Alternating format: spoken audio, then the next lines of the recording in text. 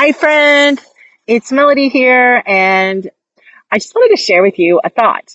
So, I've been really thinking about what does it mean to be aligned? Have you ever had a vehicle that is out of alignment, and what does that do? It might pull one direction or the other. And I know for me, when my car's out of alignment, the kids are like, Mom, what are you doing? And I was like, dude, the car is out of alignment. And so it made me kind of think there's so many different ways about alignment.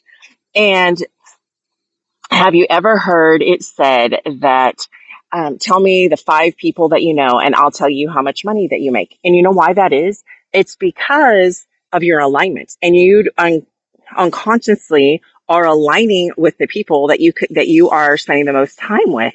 And so, what do they stand for? What do they believe in? What are the things that they agree on that you are, similar?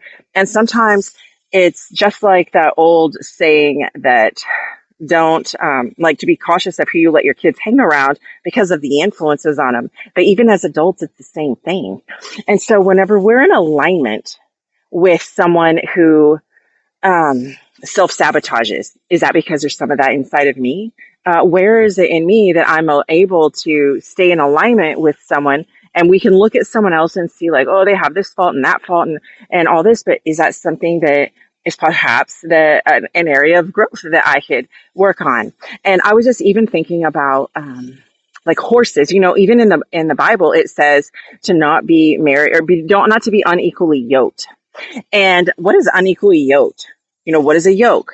Where it combines you and you have two oxen. And if one is really big and one's really small, is that equally yoked? Is it going to be able to pull evenly if one is way stronger than the other?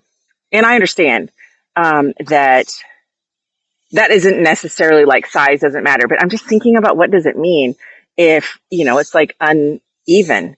And it made me think because I just think like in math equations a lot of times. So I mean like this plus this equals this. And so if what I want is to have what I don't have, then that means I have to do things I haven't been doing to achieve what I don't have. And that means I need to be uncomfortable. And that's the time for another video talking about just being uncomfortable. But I'm thinking about like, even in alignment, like think about if I'm holding my little child's hand and they fall, and because they're holding my hand, they don't fall down.